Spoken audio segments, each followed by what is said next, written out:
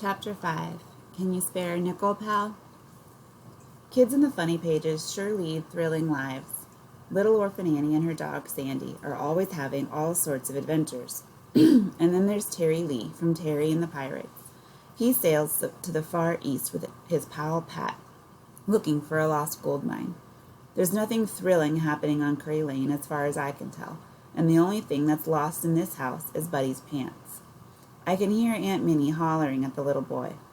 "Buddy," she's saying, "come on now, where did you put those pants?" "I don't remember," he says. "Put your shirt on at least," she says. "I want you to do it for me," he whines. "My arms are too tired." "Too tired? You're 4 years old. What have you got to be tired about?" Kermit walks in without knocking, cleaning his glasses on his shirt. "What are you doing?" Kermit asks. "Nothing. The gang's got babies today," Kermit says. "You want to come along?" I start to say. "Buddy," Aunt Minnie yells, "you did not just have an accident." Kermit gives a knowing look. "You hang around here and you're going to end up watching Buddy. Believe me, he's worse than all those babies put together." Porkchop and Beans already have the wagon in the lane when we step onto the porch. It's so hot I wouldn't be surprised if the hens were laying hard-boiled eggs. "How many we got today?" Beans asks Porkchop. Porkchop pulls a scrap of paper out of his back pocket. "3, Porkchop says. "Who said she could come?" Beans asks, looking at me. "Just let her come already," Kermit says. Beans shoves his hat over his eyes. "You can't change diapers, got it?" "Fine by me," I say. "Which means you can't get candy neither," Porkchop says. In short order, the wagon is packed tight with babies, like cigars in a box. There's Pudding again, and 2 other babies, one named Carlos and one named Essie. As we walk along, barefoot boys shout out to Beans. "Hey, Beans, how's the babies today?" A grubby kid calls. "You need me, you just ask." "You want any help, Beans?" Another one offers. "Say, Beans, you want me to fill in until Ira gets back?"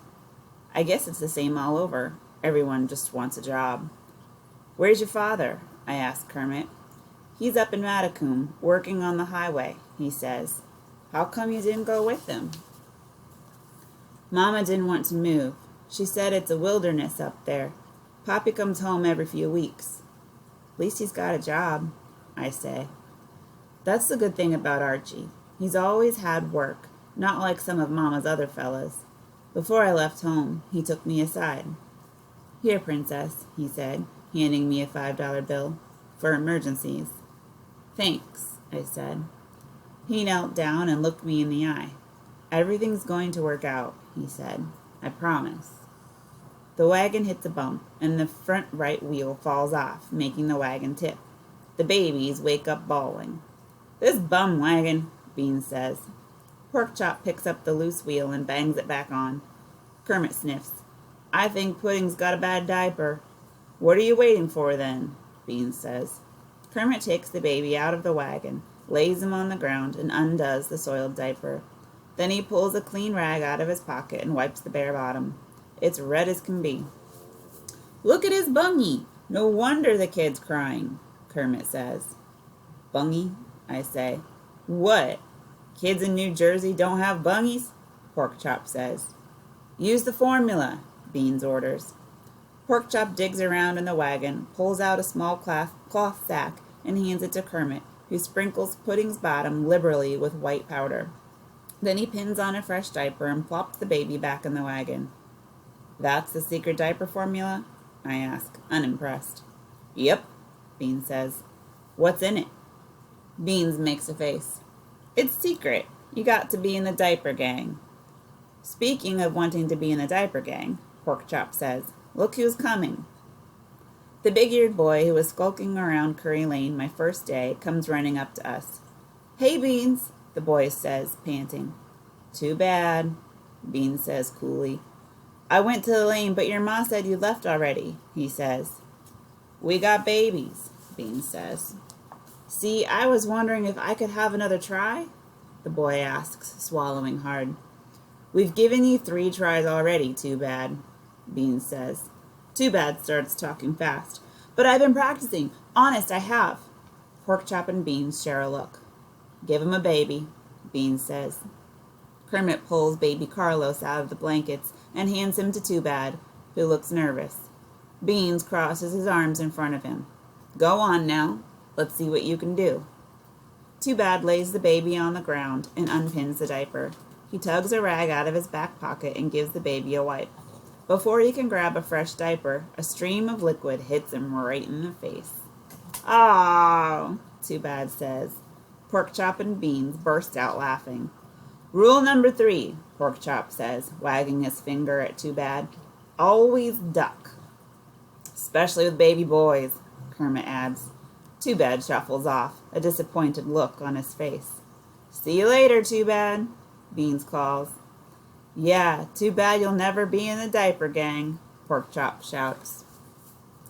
The afternoon air is steamy as a wet wool sock on a hot radiator when the diaper gang return the babies to their loving mothers. The boys sit on the front porch of the house on Curry Lane, eating their sweet pay, while I watch. Why don't you work for money? I ask. Who'd pay us? Beans says. Most of the island's on relief. Here, you can have some of mine, Kermit says, holding out a piece of homemade papaya candy.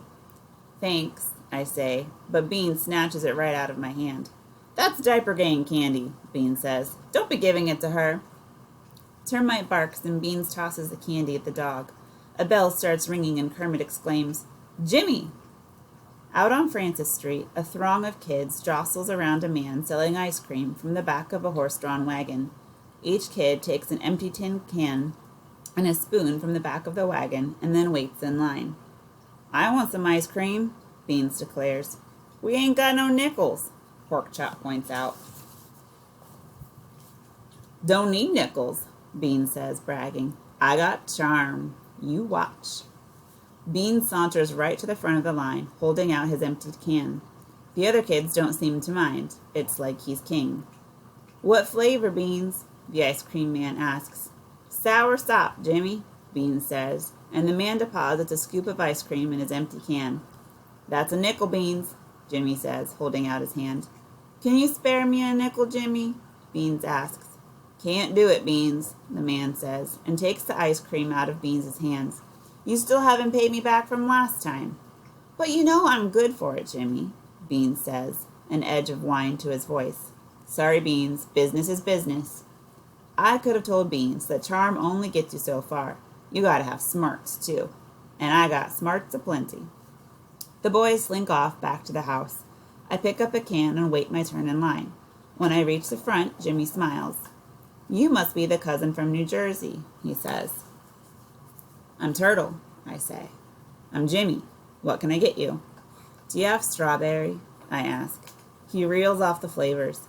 I got tamarind, mango, coconut, soursop, and sugar apple.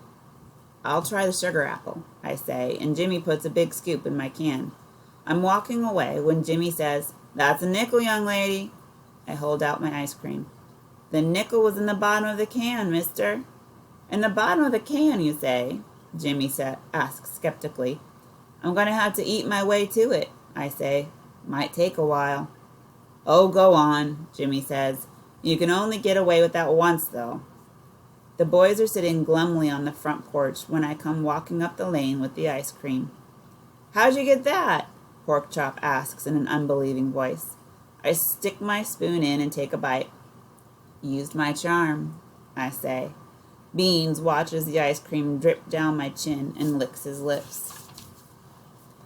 Say, you ain't gonna eat the whole thing by yourself, are you? He asks. I hold my spoon out to the side, and Smokey walks up and gives it a lick. Sorry, can't share with you, I say with a smile. After all, I'm not in the diaper gang.